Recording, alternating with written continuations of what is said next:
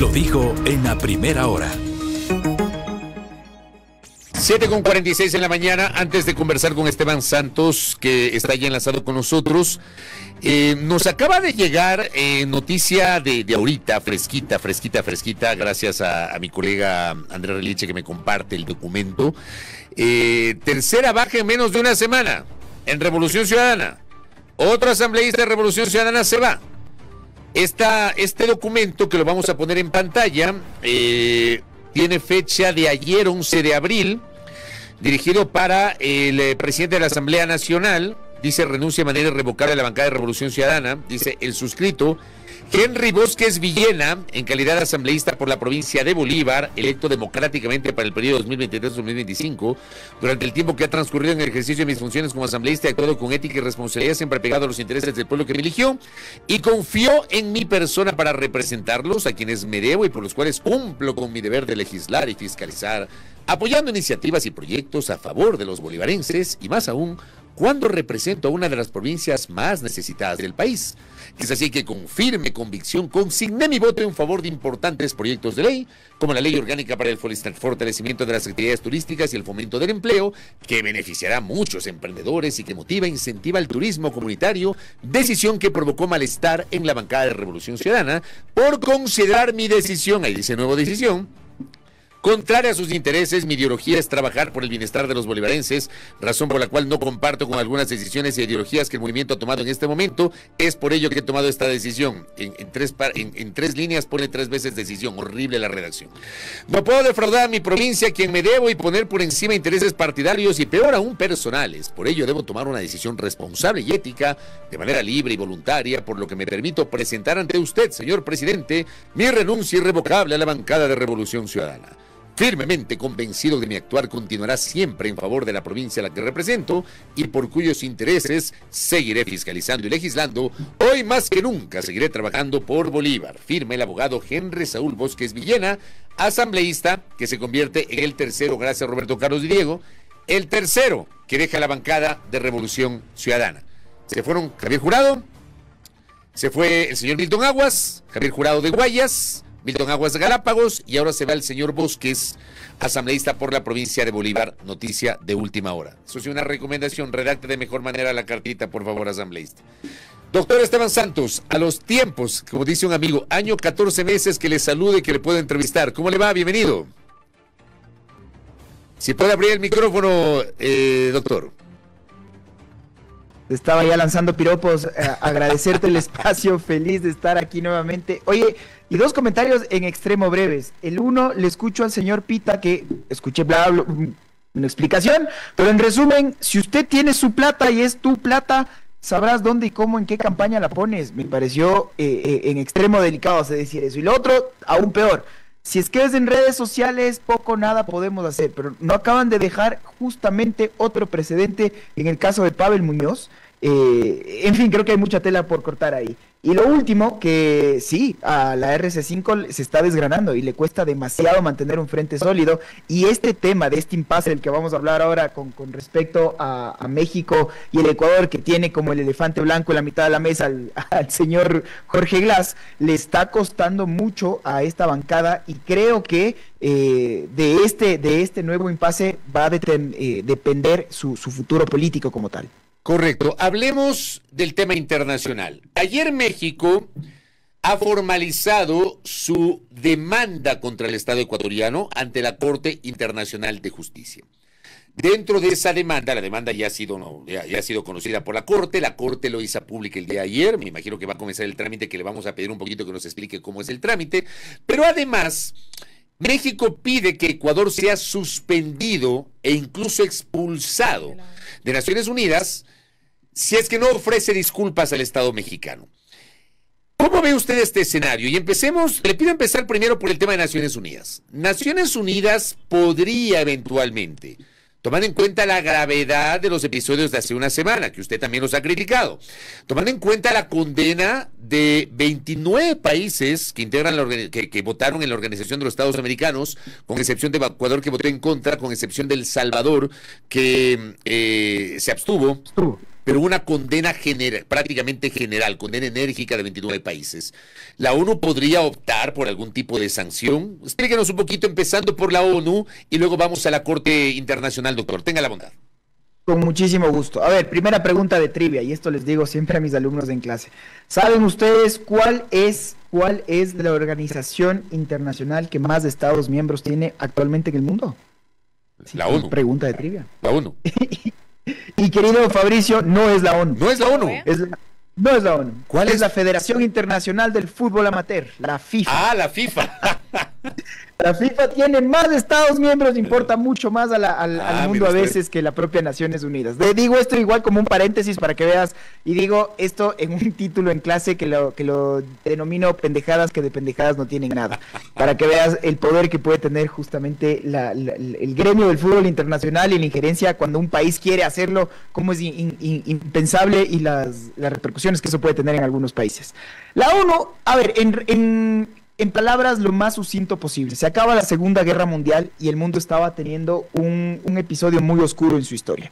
Entonces la arquitectura que iba a venir ahora era pensado en cómo hacemos para que esto nunca más vuelva a pasar. Entonces con esa lógica nacen lo que se conoció como los acuerdos del Bretton Woods. A ver, los estados no pueden los ingleses decirle a los indios, vamos a arreglar el tema del té, o las buenas, o afuera están mis barcos. ¿Cómo hacen para que los estados no recurran siempre primero a la beligerancia, a la guerra? Con esa lógica, con ese espíritu, nace la Organización Mundial de las Naciones Unidas, que reemplazaba a su antecesora, la Liga de las Naciones, que no funcionó porque no tenía dientes. O sea, nace el Consejo de Seguridad de Naciones Unidas y los cascos azules. Ok, pero cuando los estados no se ponen de a buenas, tiene que haber alguien que finalmente resuelva.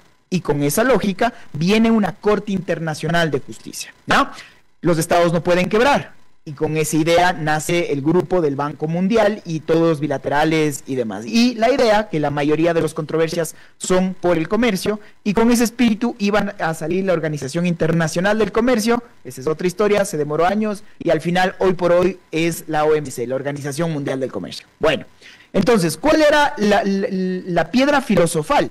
Como tenemos tantos problemas entre países, es muy difícil llevarnos bien, porque somos muy diferentes. Entonces, pongamos dos criterios muy breves. Uno, que yo te voy a mandar un emisario, y este emisario es mi representante. Le vamos a llamar embajadores.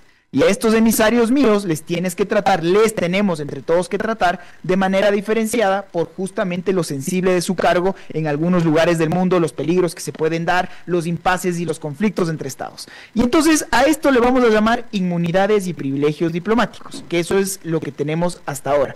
Y entonces, insisto, con esta lógica nace en el 61 la Convención de Viena sobre las relaciones consulares, en donde lo que se establece como norma madre del derecho internacional, que ya estaba, pero queda consagrada cuando los estados lo firman y lo ratifican, que todo puede ser, pero jamás me voy a meter por la brava a tu territorio. ¿Cuál es tu territorio? En mi país se entiende en esta ficción la sede diplomática. Por eso es que es tan sensible, tan grave, y por eso ha dado la vuelta al mundo. He tenido más de una persona que me ha dicho, oiga, pero diga bien las cosas, ¿cómo no es posible que tampoco se hable de toda la violación del otro estado? Sí, y lo he dicho, Fabricio, gracias por recalcarlo, en algunos foros. El Ecuador tenía todas las de ganar, todas, por la no injerencia de México, por el que no se puede entregar un asilo a alguien que ha sido condenado por delincuencia común, porque no le puedes decir fascista a un presidente, porque no te puedes meter a decir que tú estás ahí gracias a un magnicidio. ¿Qué tenía que hacer el Ecuador? Todo menos lo que hizo. O sea, el Ecuador con la sartén por el mango, porque tenía la razón jurídica y la razón moral. Usted, Ecuador, llévele al multilateralismo a México. Usted acceda entonces a las cortes internacionales si lo veía así de difícil. Pero el momento en el que usted decide pasarse la ley por encima, romper el orden internacional, y esto si quieres también lo conversamos, porque es la primera vez que esto pasa. No es cierto de que lo que me decían igual en redes, que he tenido una semana frenética, estoy seguro, Fabricio, ustedes están ya acostumbrados a todos estos comentarios y demás, de no, Santos, mentiroso, porque esto ya pasó en el 81, cuando Fidel Castro invadió la embajada del Ecuador.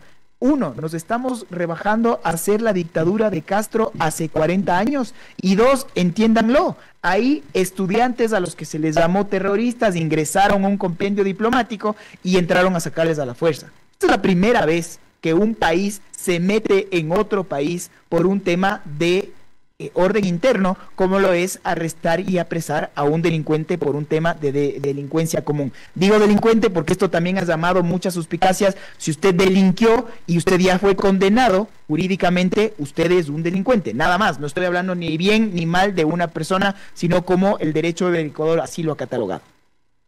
Doctor, buenos días, bienvenido nuevamente. A propósito de esta explicación y este detalle que usted hace, entonces cabe también el análisis político respecto del cual se dio esta decisión, se produjo esta incursión en la Embajada de México en Quito, porque claro, se lo asocia con estos números complicados que en algunas preguntas, sobre todo, venía teniendo el presidente Daniel Noboa respecto de la consulta popular, y hay que ver y hacer el comparativo de cómo están los números ahora luego de lo ocurrido. Gracias, Belkis, creo que es muy inteligente tu pregunta y estoy absolutamente de acuerdo. Entonces, la primera, y para terminar de dejarlo claro, la normativa internacional es muy expresa. No se puede, no existe excepción al principio de inviolabilidad del suelo diplomático. He escuchado a algunos colegas, abogados no internacionalistas, que se han permitido decir, no es cierto, el Ecuador sí podía hacerlo porque nuestra constitución está por encima de cualquier cosa. A ver, los puntos sobre las is. La propia ley ecuatoriana también lo impide. El reglamento que tiene la Fiscalía General del Estado para allanamientos es expresa. Si no hay la anuencia expresa del jefe de misión, no se puede ingresar. El señor Íñigo Salvador, que actualmente es el presidente del Tribunal de Justicia de la Comunidad Andina, cuando era el procurador, el abogado del Estado, también dio un dictamen vinculante en donde expresamente decía que no existe esta excepción alguna. ¿Ok? Dicho eso, claro, Belkis, aquí hay un cálculo político. ¿Por qué lo hacemos entonces? ¿Y por qué lo hacemos ahora? ¿Y por qué México también reacciona de la forma que pasaría? Muchos temas sobre la mesa, en muchos estoy de acuerdo. ¿El Ecuador hubiera hecho esto a la misión de los Estados Unidos? Creo que la respuesta es fácil. ¿El Ecuador hubiera hecho esto a alguna potencia europea? Creo que también la respuesta es evidente. Jamás. Y eso creo que ha tocado un nervio a una comunidad internacional y a un México que se siente herido, que es la segunda economía en la región tras Brasil, en Latinoamérica. Entonces, primer round, nos vamos a la OEA. En la OEA nos fue en extremo bien, o sea, la sacamos barata pese a la condena que hablábamos con Fabricio del 29-1. Pues lo sacamos muy barata porque incluso el Ecuador, con altísimo nivel de diplomáticos que están ahí, logran que ya no se diga una brutal condena por la irrupción, sino... Pero dice, condenamos enérgicamente, dice, que en términos diplomáticos usted también sabe que condena enérgica también es un lenguaje fuerte, ¿no? Pero claro que es fuerte. ¿Y qué nomás coordenan de manera enérgica? Justo eso quería llegar y llego, Belkis, no te preocupes, voy a responderlo. Condena enérgica, la intromisión. Cambiaron las palabras al asalto, a todos los términos inicialmente que eran mucho más fuertes. ¿Y por qué se habla de intromisión? Porque eso es lo que dice la convención. Entonces, gol para la diplomacia ecuatoriana. El punto 5 y 6, se recalca que, oiga, los suelos diplomáticos no pueden ser utilizados para otros fines, y acuérdese también que no se puede conceder un asilo a alguien que ha sido condenado por corrupción, por una delincuencia común, respetando siempre esta idea del no injerencia en asuntos internos. Unos guiños a México muy fuertes. ¿Por qué no va México? Bueno, México ha dicho, el señor AMLO, muchas veces que la OEA no sirve para nada, que es un foro de los Estados Unidos, no quiere saber nada. Y un poco siendo consecuente con esto, ¿no? Entonces, ¿quiénes fueron los que hablaron a nombre de México? Un poco los esbirros en este momento del señor AMLO, que fue el gobierno actual de Bolivia, de Colombia y de Honduras. Pero llegaron hasta un punto. Entonces, claro, yo ayer decía, y hablaba con algunos amigos diplomáticos, o sea, esto recién va a empezar, porque México no se va a quedar de brazos cruzados. México tiene elecciones, y ahí empiezo la respuesta, Belkis. México tiene elecciones ahora en junio. Y esto es cuando el voto está disperso, agresión externa, y esto nos une nuevamente. Y ya salió el señor AMLO en la mañanera a decir México se respeta, y ahora sí empieza lo bueno, porque ya se presentó la demanda en la Corte Internacional de Justicia, y ahí sí habrá una reparación económica, y sobre todo ahora que lo que se está exigiendo, y se ha movilizado todo el servicio exterior mexicano en esta causa común, de que al Ecuador nos separen de la organización por lo salvaje, si pero otra palabra, por lo fuerte, por lo inaceptable, por lo impensable de dejar un precedente de que un país sí pueda invadirle a otro, que eso en resumen es lo que termina siendo el entrar por la fuerza de ese espacio diplomático, y que el Ecuador se quede fuera de la organización hasta que el Ecuador no pida disculpas. Y ahí hay un trabajo titánico, porque una cosa es que los Estados Unidos haga eso en Irak, Y otra cosa es que un país del tamaño del Ecuador le haga eso, una de las potencias regionales como México, y que se quiera dejar un precedente para que esto nunca más vuelva a pasar. Entonces, termino también con esto, Belkis. Sí, está claro que a fin de mes tenemos una consulta popular y está claro que podemos empezar a elucubrar si es que esto era un poco lo que se estaba buscando. Y tienes toda la razón, Daniel Noboa bajaba 10 puntos en 2 semanas y este tema logró estabilizar su popularidad, eso sin duda. Y hoy día más que nunca volvemos a esta crónica ecuatoriana de o estás conmigo o estás en contra, o le apoyas al presidente o estás en contra del presidente. Entonces apoyarle al presidente es que tome nomás la actuación autoritaria. Yo creo que no, yo sí le apoyo al presidente, lo digo de paso, pero es un tema personal. Pero porque quiero que le vaya bien es que estoy en la obligación de decirle lo que no le dijo su círculo íntimo. Estoy dispuesto a dar un paso al costado si usted sigue adelante con esto. Y sobre todo dejarlo claro, que habrá mucho ecuatoriano de pie que escuche esto y diga, bueno, a mí no me puede importar menos lo que diga una convención internacional. Pues debería, porque las consecuencias sí le van a afectar a usted, pero sobre todo, y concluyo con esto, no puede ser que si el presidente me cae mal, entonces sí le digo autoritario, pero si mi presidente sí me cae bien, entonces sí le dejo que él sí viole la ley sobre pretexto de a cualquier tema que pueda ser de orden interno. Eso es lo inaceptable. Glass no me puede importar menos a mí. Que ahora tenga un membrete de perseguido inexistente, sí lo lamento mucho. Que tenga un expresidente pidiendo ahora condenas a su país, él que era el adalid de la patria y de los antipatrias y todo lo demás, una excepción en sí misma que me da pena seguir hablando de esto. Pero lo último, que creo que las instituciones son las que prevalecen, los gobiernos son efímeros y esos cambian. Y creo que, concluyo, el Ecuador debería siempre pensar en qué precedentes se está dejando de cara a las siguientes generaciones. Doctor, brevemente y de forma concreta, en honor al tiempo, yo sí quisiera aterrizar en estas posibles sanciones de prosperar la denuncia de México en la Corte Internacional de Justicia, porque se habla de algunas acciones, como por ejemplo reparación de daños y sobre todo una sanción económica para Ecuador, que es, creo yo, uno de los temas que más preocupación genera entre la población o los actores que activamente están analizando este tema. ¿Hasta dónde pueden trascender esas sanciones de prosperar la denuncia? A ver, digámoslo en extremo rápido. 1. Si es que tú tienes una condena internacional a través del sistema de Naciones Unidas, ¿quién va a venir al país? ¿Quién quiere venir a un país que está fuera de Naciones Unidas? O sea, hay países en guerra, en dictaduras atroces que no han tenido ese calificativo. Entonces, eso sería terrible para nuestro riesgo país, para nuestro ambiente de negocios y para cualquier tema que quiera hacer el Ecuador con una comunidad internacional. En la Corte Internacional de Justicia, lo que se quiere es presentarle al Ecuador como alguien que irrumpió la norma y que por lo tanto se debe a los daños y a los perjuicios que ha ocasionado todo un pueblo mexicano. ¿Cómo se cuantifica un daño y perjuicio? A través de un daño económico, una reparación económica. ¿Que quién la va a pagar? Fabricio, Belkis, tú y yo. Y eso es algo que evidentemente nos asusta a todos los ecuatorianos, por supuesto. En este momento todavía es temprano empezar a dilucidar de cuánto, porque se acaba de presentar el filing, hay que ver todos los términos en los que esta demanda fue presentada, pero mientras el Ecuador no dé unas disculpas públicas, ya vemos que por dónde van las balas. Y ahí concluyo con la parte política. Veremos que acaba en junio, porque si gana la candidata Sheinbaum, será el continuismo de la 4T de AMLO, y entonces podemos tener el mismo problema. Pero si gana la oposición, gana el PRI, pues pasará algo muy parecido con lo que tuvimos en la Argentina. Una cosa era con Kirchner y con el señor Fernández y otra cosa es ahora con Milei. Lo propio veremos cómo le va al presidente, porque si el presidente gana tendrá gobernabilidad y si el presidente no gana en su consulta, que en el Ecuador más que consulta popular es consulta de popularidad, pues con esta oposición rotunda que ya ha dado la primera fuerza opositora, que por mucho que se está desgranando es la primera fuerza opositora todavía, y esperaríamos un ambiente mucho más sombrío en el Ecuador de cara a una gobernabilidad. Oiga, doctor, y para ir cerrando, ¿Ecuador debe pedirle disculpas a México? ¿Debe ofrecerle disculpas a México? Este es el tema de fondo. Yo creo que México era el que actuó mal. México fue el que se metió en asuntos internos. México fue el que le dijo fascista y México fue, Fabricio, el que decidió meterse groseramente en nuestros asuntos internos. ¿Es México el que tiene que pedir disculpas? Sí. Ahora, que borramos con el codo todo lo que estábamos haciendo bien con la mano, sin duda alguna. Y más que a México, es a un principio irrestricto a la comunidad internacional. Que Ecuador tiene que dejarlo claro, que no existe tal cosa como una salvedad a esta violación de la sede diplomática diplomática, sí, y el Ecuador tiene que afrontarlo. Y honestidad intelectual es decir las cosas por su nombre. Entonces, más que un presidente o más que un político, el que pueda o no pueda estar preso, a mí lo que me interesa, repito con esto, es que de aquí en décadas no estén diciendo, pero en el Ecuador, cuando en el 2024 recuerdan que ustedes hizo esto, que el Ecuador reconozca que hubo un acto que fue contrario al derecho internacional. Y eso es asumir su responsabilidad como estadista y como una democracia si nos creemos que así somos.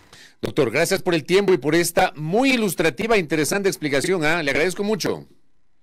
Fabricio, siempre a las órdenes, ojalá no pase otro año y ojalá podamos vernos de manera presencial. Un saludo. Y gracias, doctor, muy amable. A Esteban Santos, que ha estado con nosotros, internacionalista, que obviamente cuestiona, tiene su posición, pero cuestiona la violación de una misión diplomática, que es una posición que yo también la tengo, la he expresado a la audiencia. Y bueno, veamos cómo se desarrollan los acontecimientos al cierre de la semana. Primera plana. Todas las noticias, todas las voces.